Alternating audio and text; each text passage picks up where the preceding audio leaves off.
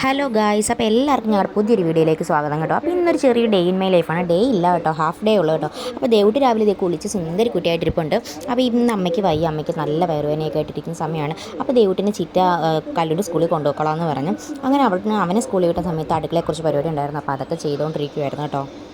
അപ്പോൾ രാവിലത്തെ പണിയൊക്കെ അമ്മ നേരത്തെ തീർത്ത് വെച്ചായിരുന്നു കേട്ടോ. അച്ഛന് ജോലിക്ക് പോകുന്നുണ്ട്, രാവിലെ ഇവിടെ പണിയൊക്കെ മിക്കതും കഴിയും കേട്ടോ.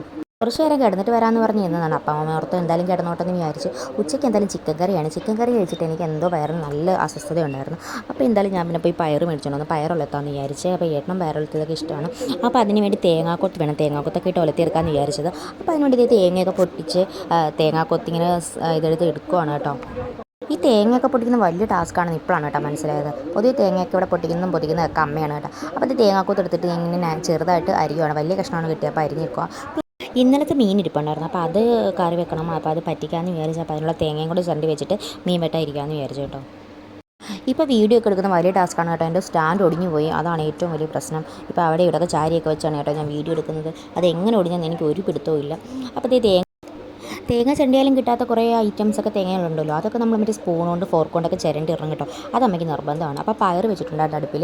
അപ്പോൾ തുറന്ന് നോക്കുവാണ് വെന്തിട്ടുണ്ടാകുന്നു. പക്ഷേ സാധനം വെന്തിട്ടില്ലായിരുന്നു. വെള്ളത്തിൽ കുതിർക്കാതെ ഡയറക്റ്റ് കൊണ്ടുവന്ന് കുക്കറിൽ വെള്ളം ഒഴിച്ച് ഉപ്പിട്ട് വേവിക്കുമായിരുന്നു കേട്ടോ. അതിന് കൊടുത്ത് സവോളയും ചേർത്തിട്ടുണ്ടായിരുന്നു. അങ്ങനെ കഴിച്ചു പോയപ്പോൾ പിന്നെ വെന്തിട്ടില്ല. പിന്നെയും വെള്ളം ഒഴിച്ച് വെക്കാമെന്ന് വിചാരിച്ചു. ഈ കുക്കറിലെ പരിപാടി എനിക്ക് ഏറ്റവും പേടിയുള്ള സാധനമാണ് കേട്ടോ. ഈ കുക്കർ ഉപയോഗിക്കുന്നതിന് എനിക്ക് പേടിയാണ്. ഇപ്പോൾ കുക്കർ പൊട്ടിത്തെറിച്ച് വാർത്ത കേട്ടിട്ടില്ലേ, എനിക്കങ്ങനെ അത് ഏറ്റവും കൂടുതൽ പേടിയുള്ളൊരു ഐറ്റമാണ് ഈ കുക്കർ കേട്ടോ. അതുകൊണ്ട് വളരെ സൂക്ഷിച്ചാണ് ഞാൻ ഈ കുക്കർ ഉപയോഗിക്കുന്നത്. അപ്പോൾ അതിൻ്റെ ആവിയൊക്കെ നന്നായിട്ട് കളഞ്ഞിട്ടാണ് അടച്ച് വെച്ച് പിന്നെയും വേവിച്ചത് കേട്ടോ. പയർ 5-6 അടി അടിച്ചു കേട്ടോ. സത്യം പറഞ്ഞാൽ ഈ ബീഫ് വേണ്ട സമയം എടുക്കാം, എന്നിട്ട് ഇത് വെന്തിട്ടില്ല. അപ്പോൾ വെള്ളത്തിൽ ഇങ്ങനെ കുതിർത്ത് വെച്ച് വെക്കാത്തതുകൊണ്ടായിരിക്കും.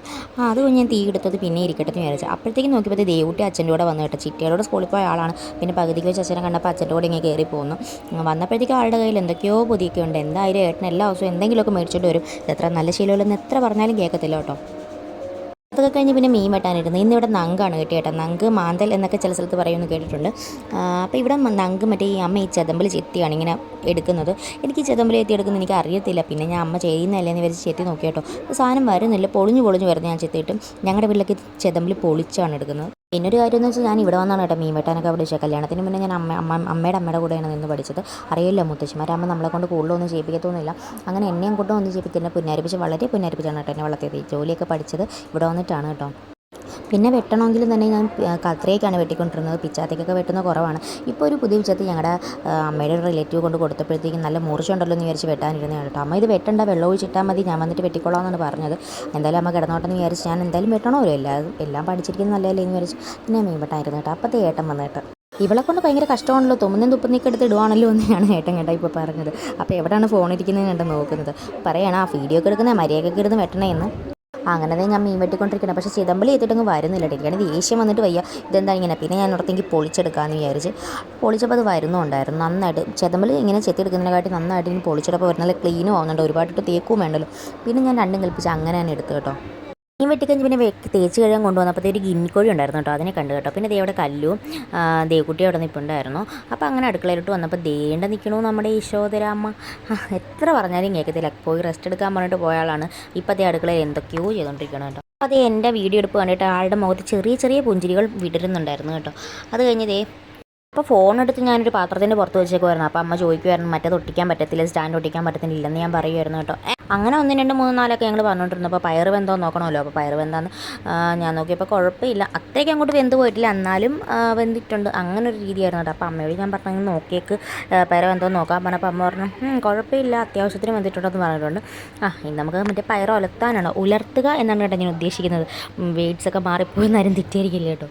അത് കഴിഞ്ഞ് പിന്നെ ചീനച്ചട്ടി വെച്ച് അടുപ്പ് കത്തിച്ച് അപ്പോൾ ഓരോന്നൊക്കെ ചെയ്തുകൊണ്ടിരിക്കുകയാണ് കേട്ടോ. അപ്പോൾ എനിക്ക് കറിയൊക്കെ വെക്കുന്നത് വെളിച്ചെണ്ണ വെക്കുന്നതാണ് ഇഷ്ടം. അമ്മയാണെങ്കിൽ ഓയിലാണ് കേട്ടോ വെക്കുന്നത്. വെളിച്ചെണ്ണ നമ്മൾ പ്രത്യേക ടേസ്റ്റ് അല്ലേ. അപ്പോൾ കുറച്ച് കടുകൊക്കെ പൊട്ടിച്ചിട്ട് കുറച്ച് ആധികാരികമായി വേണ്ടി ചെയ്യാമെന്ന് വിചാരിച്ചു കേട്ടോ. ഞാൻ ചെയ്യുമ്പോൾ എന്തായാലും കുറച്ച് കടുകൊക്കെ കൂടുതലിടും കേട്ടോ. എനിക്കത് കാണാൻ തന്നെ ഭംഗിയാണ്. പിന്നെ അത് കറിവേപ്പില ഇടുവാണ് കേട്ടോ. കറിവേപ്പില കഴുകാതാണോ ഇടുന്നത് എന്നുള്ള ചോദ്യം നിരോധിച്ചിരിക്കുന്നു. കറിവേപ്പില കഴുകിയിട്ടാണ് കേട്ടോ ഇട്ടത്. കഴുകുന്നതൊന്നും എടുത്തില്ലെന്ന് മാത്രമേ ഉള്ളൂ. അപ്പോൾ പുറകിൽ നിന്ന് വെട്ടമടിക്കുന്നുണ്ട്. പുറകിലത്തെ ലൈറ്റൊക്കെ ഓഫ് ചെയ്ത് നമ്മുടെ ചിമ്മിൻ്റെ അടുത്ത് മാത്രം ലൈറ്റാണ് കേട്ടോ ഇപ്പോൾ ഇട്ടേക്കുന്നത്. അത് കഴിഞ്ഞ് പിന്നെ കുറച്ച് മുളക് പൊടി ഇട്ട് കൊടുത്തു കേട്ടോ. മുളക് ഇച്ചിരി കൂടുതൽ ഇട്ടിട്ടുണ്ട്. എനിക്ക് നല്ല എരിവൊക്കെ നല്ല ഇഷ്ടമാണ് കേട്ടോ. ഇവിടെ ഞാനും ഏട്ടനും മാത്രമേ ഇങ്ങനെ കഴിക്കത്തുള്ളൂ. പിന്നെ അമ്മയ്ക്കൊക്കെ വേറെ കറികളുണ്ട്, അത് കഴിച്ചില്ല. പിന്നെ മഞ്ഞപ്പൊടി ഉണ്ടായിരുന്നു, കുറച്ച് മഞ്ഞപ്പൊടിയും മുളക് പൊടിയും മാത്രമേ ചേർത്തിട്ടുള്ളൂ, വേറെ സാധനങ്ങളൊന്നും ചേർത്തിട്ടില്ല. അതങ്ങോട്ട് അതിൻ്റെ പച്ചമണം മാറുന്നവരെ നിശ്ചയിച്ചിട്ട് പിന്നെ അതിനകത്തോട്ട് പയർ തട്ടി കൊടുക്കുമായിരുന്നു കേട്ടോ. പയറിനകത്ത് ഞാൻ പറഞ്ഞല്ലോ കുക്കർ ഉപയോഗിക്കുന്നത് എനിക്ക് പേടിയാണെന്ന് പറഞ്ഞുകൊണ്ട് ഞാൻ കുറച്ച് വെള്ളം കൂടുതൽ വെച്ചിട്ടുണ്ടായിരുന്നു. അപ്പോൾ അങ്ങനെ പയർ ഇട്ട് കൊടുത്തു. അതുകൊണ്ട് വെള്ളം നല്ല രീതിക്ക് വെള്ളം ഉണ്ടായിരുന്നു കേട്ടോ. എനിക്ക് നല്ല പേടിയാണ് കേട്ടോ, ചെയ്യാൻ ചുമ്മാ വീഡിയോ പറയുന്നതല്ല, നല്ല പേടിയാണ് കേട്ടോ കുക്കർ ഉപയോഗിക്കാൻ.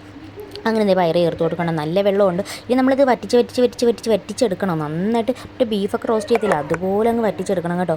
അങ്ങനെ ഇത് കുറേ നേരം എടുത്തു കേട്ടോ അങ്ങനെ ഇട്ട് ഇളക്കി എടുക്കാൻ. അപ്പം മീനൊക്കെ വെട്ടിക്കഴുകി വെച്ചിട്ടുണ്ടെങ്കിലും പിന്നെ തേങ്ങ ചണ്ടി വെച്ചിട്ടുണ്ടായിരുന്നു. അപ്പോൾ അമ്മ പറഞ്ഞ് വേണ്ട, ഇനി ഞാൻ ചെയ്തോളാം, പൊക്കോണം, ഇപ്പോൾ കുഴപ്പമൊന്നും ഇല്ല എന്ന് പറഞ്ഞപ്പോൾ അമ്മയാണ് പറഞ്ഞത് ബാക്കിയൊക്കെ പറ്റിയൊക്കെ ചെയ്തത്. അപ്പോൾ ഈ പയറും കൂടെ കഴിഞ്ഞിട്ട് വേണം ഞങ്ങൾക്ക് പോയി ചോറണം കേട്ടോ.